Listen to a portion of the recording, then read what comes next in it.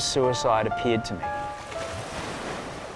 It appeared as the kindest, most loving thing that I could do for myself. And in that moment, I knew I'm in a lot of trouble. I was very, very close. I was a breath away from not coming back.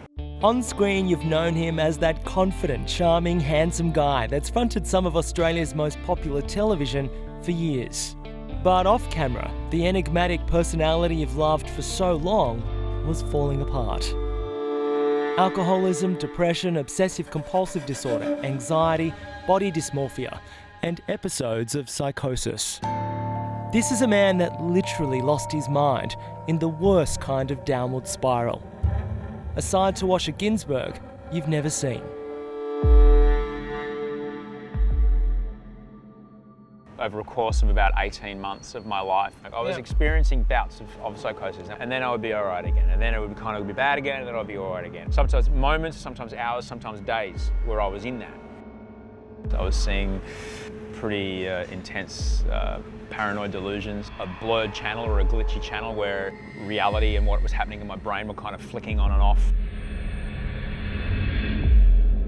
I would start seeing things if they weren't there, and it was really traumatic and so painful, so physically painful actually. Like I was stabbed in the stomach with a barbecue skewer. It was like someone had fingernails on all sides of my skull. I was kind of like every 5, 8 seconds I was flinching and just kind of cowering in this agony that was happening in my brain. I was dealing with quite prominent active and passive suicidal ideation. The very best solution that I could come up with was to make it all stop. Do you reckon that maybe abusive alcoholism or drug taking excessively caused the psychosis? Yeah, there was a time in my life when drinking vast amounts of champagne straight out of a bottle was a really, really cracking idea. And there was a time in my life when accepting random pills from strangers on dance floors was also a really great idea. For me, there was that one particular pill that I took. I'd read the pamphlet, I'd seen the story, I'd been like, just one dose is enough to bust you for life. Nah, that won't happen to me. That happened to me. And nothing was the same after that. Ecstasy is a hell of a drug. Some people can take it and walk away from it and never have a problem again. But my brain never really recovered from that. Was it worth what happened afterwards? No way. That was it. Like, I think I would have got there anyway, to be honest. I just accelerated the process, that's for sure. Osher, what do you think it was that saved you?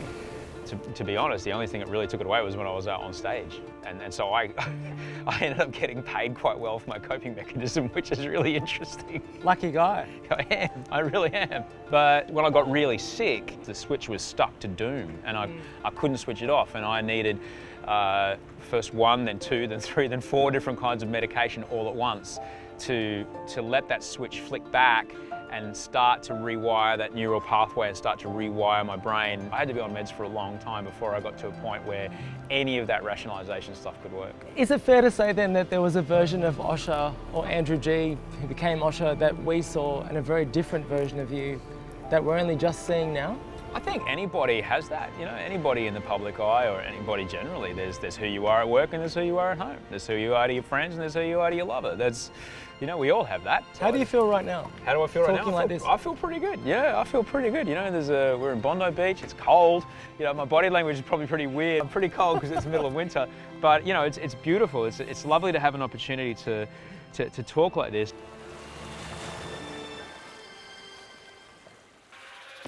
You said something before, I called you Osh, and you said Osher. Yes. Because apparently your name means something pretty rude in another language. Is it Maltese? Maltese, yes. And is it an expletive that we can't say? It rhymes with hump. In the 3rd season of The Bachelor, Sam Wood wonderfully fell in love with a beautiful lady by the name of Snezana. And Snezana is Maltese. And every time the girls went, oh, hi Osh, she'll go, hee. And then she took me aside and says, just so you know, this is what it means. Apparently, I've got tweets from people going, every time the girls call you that, my nonna just giggles in the corner. That is gold. It's really funny. I will never call you Osh again. I appreciate that. I'm sorry. My apologies. back in 2009, you did this thing where you took a photo of yourself Yeah, I every did. day. Yeah. I've got that here. So I set myself a challenge of taking a DSLR self-portrait every day for a year and trying to not use natural light. So for a year, I took a backpack that had a DSLR, a light stand, at least 2 flashes, triggers, everything, all around the world with me, and I documented every day of my life for 365 days. How do you feel though, like scrolling back through your life like that? I didn't realise it, but I was documenting quite an intense time in my life. I'm drinking in a lot of these. It's wild as I get closer and closer to the last days. You know, you can see my face is pretty puffy. It's getting pretty grim. The reason I bring it up is because I remember someone writing about it and calling you a narcissist. Yeah, really. Okay. How do you feel hearing that? That's their judgment to make. If that's what they want to make, that's fine. You know, I don't believe that person spoke to me. But is there an element of narcissism taking a photo of yourself every day for a year? Well, the reason why I took a photo of myself every day for a year was to become a better photographer. All right, and how can you become a good photographer? You don't have somebody to shoot. The easiest model you can find is you. So that's why I did it. You know, now it's far more acceptable to walk around taking a photo of yourself with your phone. No one blinks an eye.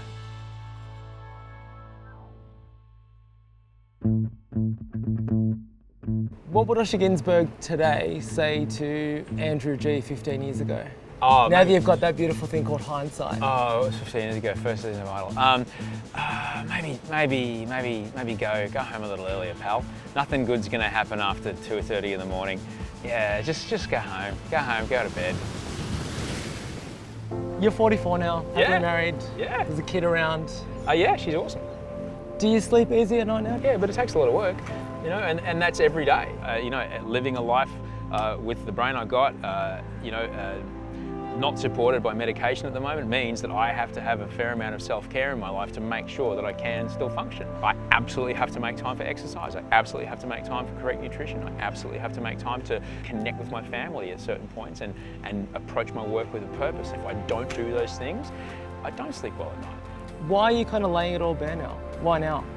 Like anybody, everyone around us, we all know someone who we lost to suicide. And there's so much stigma in our country around mental illness. Around discussing mental illness, right? So I'm just trying to have a conversation, an authentic conversation, so that it's more normal for people to put their hand up and say, hey, I might need help here. What's the dream though? I mean, do you feel like you live in the dream now, or is there... Mate, I'm alive and well in the most peaceful, prosperous, beautiful country on the planet.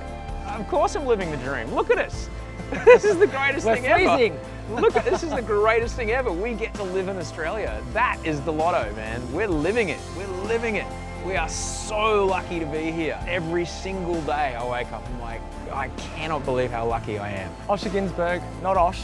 It's been an absolute treat talking to you. Thanks, mate. I really appreciate you giving us this time. I appreciate it. Thank you.